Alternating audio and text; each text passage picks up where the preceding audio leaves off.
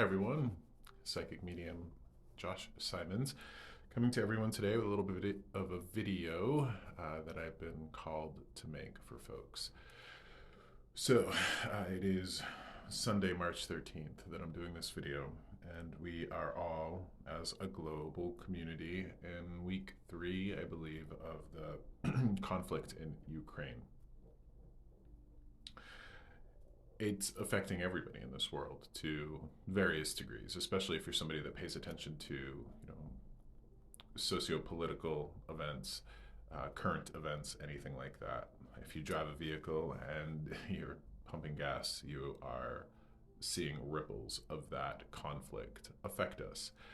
And as you pay attention to global events and current events, you'll see that, we could have some prices going up for food and wheat and all of those things. So I just got this little message today that I should do a little video about this conflict to lend some insight. And what I'm going to do is I'm going to use tarot to do this and just do a 5-card spread. I've shuffled all I need to do. I'm going to just cut the deck and pull the first 5 cards and do a little bit of a reading around it, around the idea of what's happening, perhaps why it's happening, and what we can expect.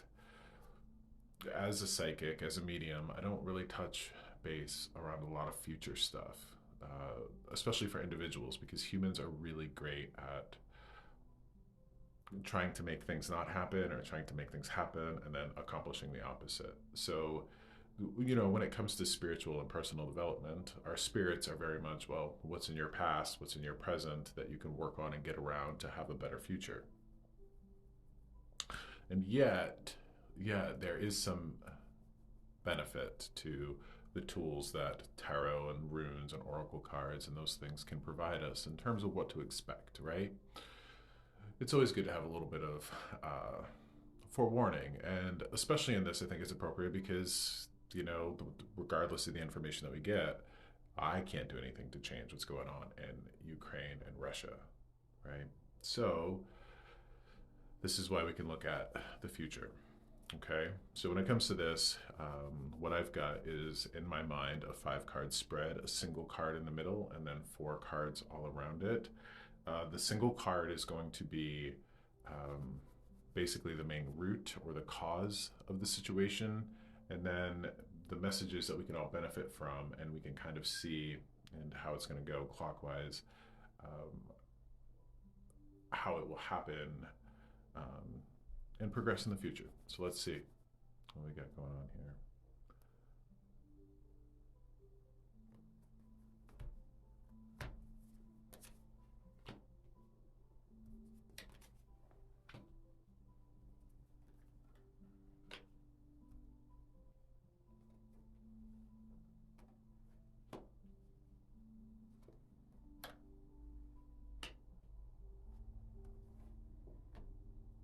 Okay.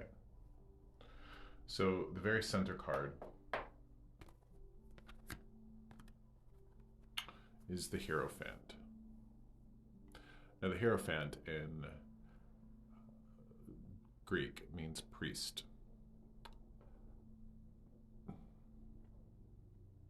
Why is this happening, right? Oh boy. So this usually talks about, the rigid oppressive structures of religion, right? And we can all develop different relationships with tarot and these cards. But this speaks to a person in power, right? So with this card, I see this as, Vladimir Putin, right? But here's an interesting thing that I just read the other day about this conflict. We're all familiar with the conflicts in Jerusalem, right? The conflict between the Israelis and the Palestinians, and the conflict for having that territory. I don't want to mess up the history a little bit, but there is a river in Kiev, Ukraine, that I believe in the early 1800s. One of the Russian czars sat on this river and declared, it's basically where Mother Russia comes from. Mother Russia comes from, and it has a lot to do with like the Christian orthodoxy of Russia, there's something very much about Ukraine being important to that Russian part of history, and Putin really seeing Ukraine as being part of the motherland, especially because of that river and the historical significance that that meant to him. So not only is this a person in power, right? Not only is this somebody who uh, sits at the head, right, the top of the hierarchy, there is a religious element to this. There's a lot of energy stuff, the pipelines and all the resources that Ukraine has, and how a lot of that of what Russia sells to the rest of Europe moves through Ukraine. So there's a lot of pieces here, but ultimately what this is saying is that at the root of everything, there's a single guy, right? And he's got a lot of reasons to do this. Doesn't mean they're good, right? But he's got a lot of reasons. So that's what this card means. At the very top, we see the Ace of Swords. The Ace of Swords means a lot in tarot, right? The aces come up when there's something fated that's meant to happen. Not meant to. Well, I mean, fate and destiny are funny topics of conversation. But when it comes to the Ace of Swords, any of the aces, when they pop up, they're talking about something fated, right? Something fated. Swords in tarot aren't fluffy, right? They're talking about air, and there's an edge to the sword. So this isn't necessarily a fluffy beginning. All the aces are beginnings in tarot, and this one is definitely one that speaks to conflict, right? What is a sword but a tool for self-defense, a tool for offense, a tool of conflict? Something has begun, something fated has begun, and it's all about conflict, right? And then we see the crown, of course, here on that card, speaking to the ruler. The next card as we go around is the Ten of Swords. And the Ten of Swords talks about finality, like being laid low, a conclusion. And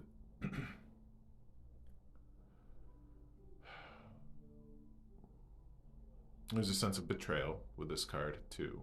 There's a sense of new beginnings, because when any of the tens come up in tarot, that means there's a cycle that's ended and something that's new is going to begin. And of course, death, right? This card is traditionally based off of the idea of Julius Caesar, being killed by his, Brutus, and the betrayal that happened there. So we can look at this in terms of Russia saying, we're not going to invade, and then they invade. So there is definitely a level of betrayal here.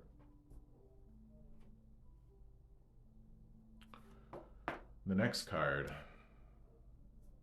right underneath the Herophant, is the Queen of Swords. So we've had 3 sword cards here in a row: Ace of Swords, Ten of Swords, and Queen of Swords. So there's a lot of conflict here. The Queen of Swords, as I look at this, as I read this, is very much a card of like Mother Russia to me. Mother Russia. I'm not a student of history nearly as much as I should be, or geopolitical stuff nearly as much as any of us should be. But there's this sense of the people that are doing this feel justified. They feel as if it is their duty and their honor. And that is not to excuse them, right? I don't believe conflict or death or any of those things should be justified at all. Or if they are justified, right, it would be something like World War II, where conflict and death had to happen to stop the Nazi movement, right?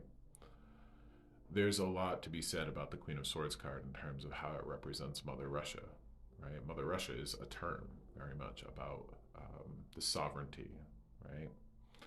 So again, the people that are responsible for this, or the man that is responsible for this, is very much convinced that he is right and justified. That doesn't mean he is. It just means that this gives us insight into why this is happening. And then the final card, this one has got me a little perplexed, right? The other 3 sword cards really made a lot of sense to me.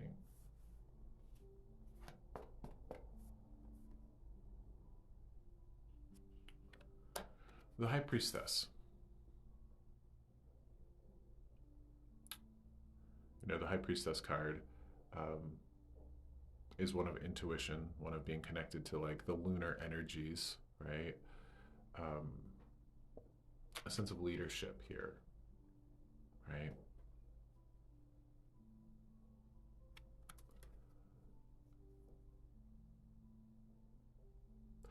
Because of her association with the moon, right? The moon in tarot, the moon card does talk about a lot of the unknown, right? So I think what I've run up against here with this card is, to a certain degree, there's a lot of ways that this could play out, right? We could find Russia moving into NATO occupied European countries. We could find them tucking their tail between their legs and moving back to Russia and letting Ukraine be. This card, how about this? The High Priestess to me is a person or a woman who holds on to mystery, right?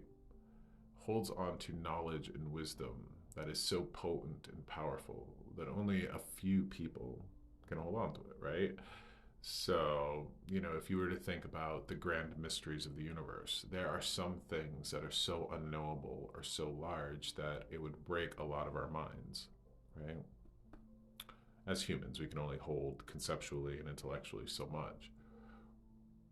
This card speaks to me as that, you're not supposed to know, right? Or maybe you can't know, because the way that this will happen, it might happen, maybe we can't know, or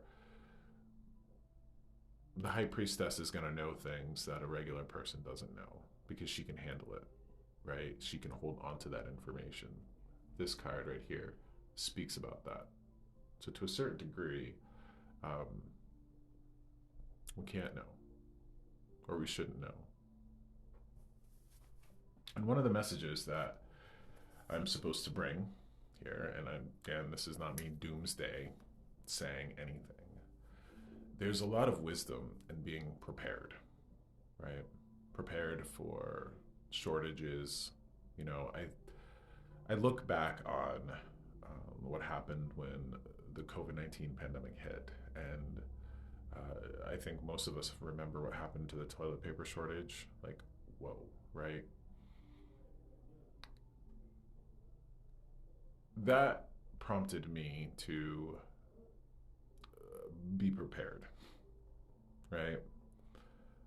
In the way that, I have like 3 big rolls of toilet paper in my house that are just sitting there in case those supply issues happen, right? I have boxes of flour, of rice. I have things in my home that I have set aside in case there are shortages or supply chain issues.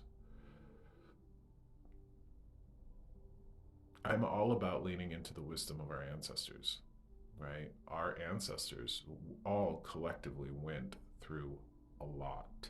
They did. We all have ancestors that survived plagues, wars, famines, conflicts, all sorts of things, right? And if you think back to our grandparents or our great-grandparents who would have lived through the Great Depression or World War II, I think of the stories of, the women who would have saved pieces of tinfoil, right? And I think that from just a practical standpoint, despite global conflicts, despite energy shortages, despite any of that, it's really smart for all of us to be prepared in terms of, do you have a first aid kit in your home, right? Do you have a way to filter water? And this isn't me predicting the apocalypse. Not at all. What this is this is me acknowledging how fragile all of our systems are. They are fragile. They are. It doesn't take much to cause us all to have a lot of problems. I use the toilet paper example, right? And then when that happened, you could see the shelves of grocery stores uh, just absolutely hammered and wiped clean. Not of just toilet paper, but of everything, right? Everybody got into panic mode. It's really helpful for us all to live in a place of practicality if we can, right? Do you have enough food in your home to get through a week? Do you have enough food in your home to get through 2 weeks? Do you have enough food in your home to get to a month, right? If all of a sudden something happened where you couldn't get to the grocery store, you couldn't, do anything like that, do you have a way to take care of you and yours, right?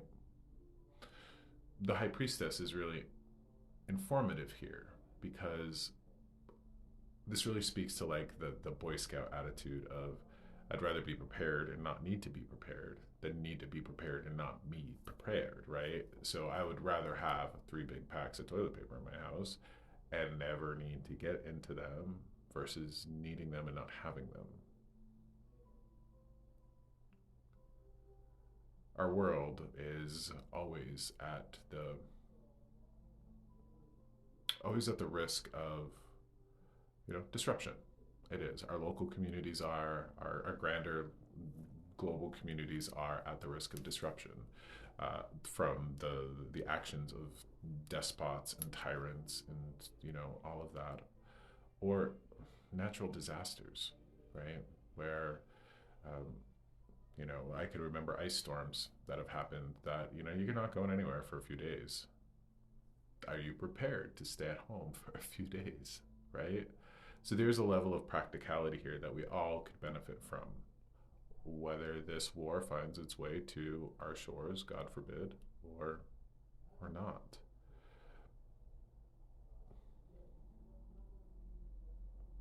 And on top of that, all of this gives us an opportunity to come together, to find brotherhood with one another, not only in our local communities, not only in our national communities, but in our global communities.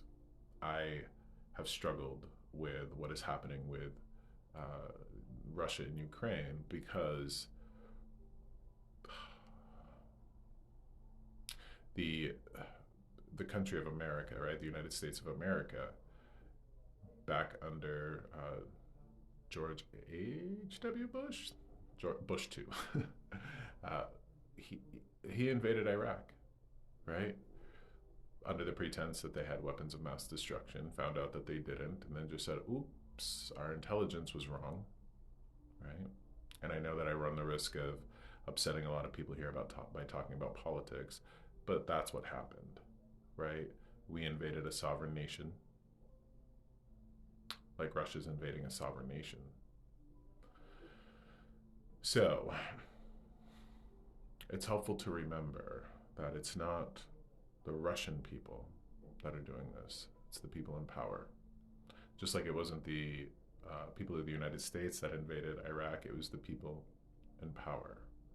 And it also gives us a chance to sit with the idea of conflict on a global scale, right? Because there are atrocities happening in Yemen. There are atrocities happening all over this globe.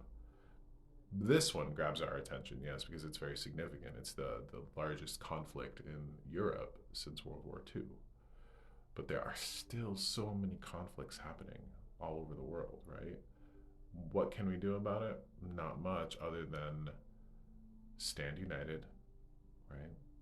And remain practical with what we can do in our own backyards, in our own homes, in our own communities, right? Because if everybody pays attention to their own home, their own backyard, their own communities, that will have a ripple, an accumulative effect, and hopefully, stronger communities equal stronger nations equal stronger world together.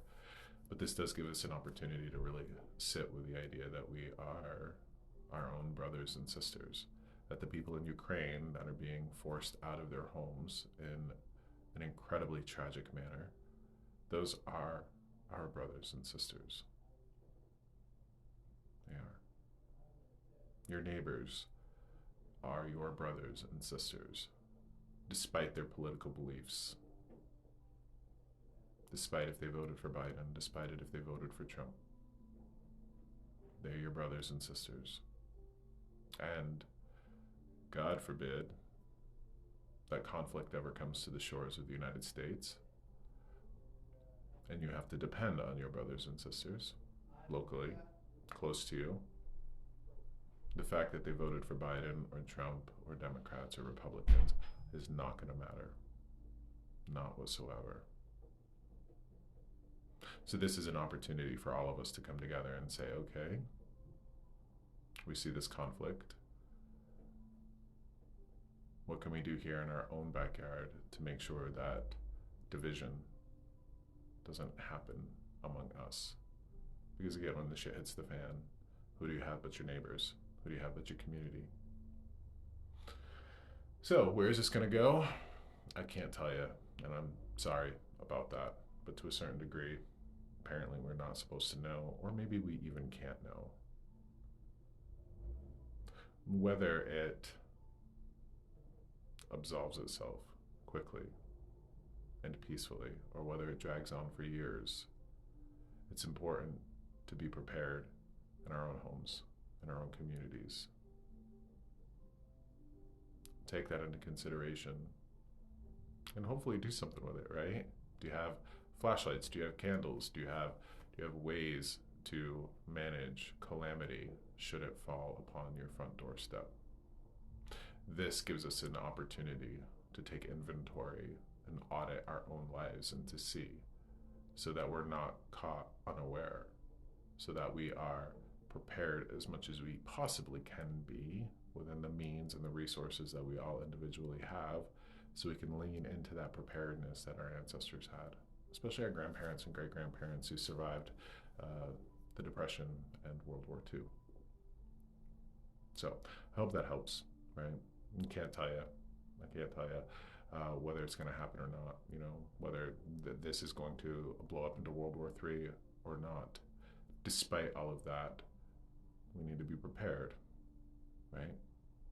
Not for just global conflict, but for storms, for bad weather, for any of the chaos or turmoil that could just potentially find its way to us, created by man or created by nature.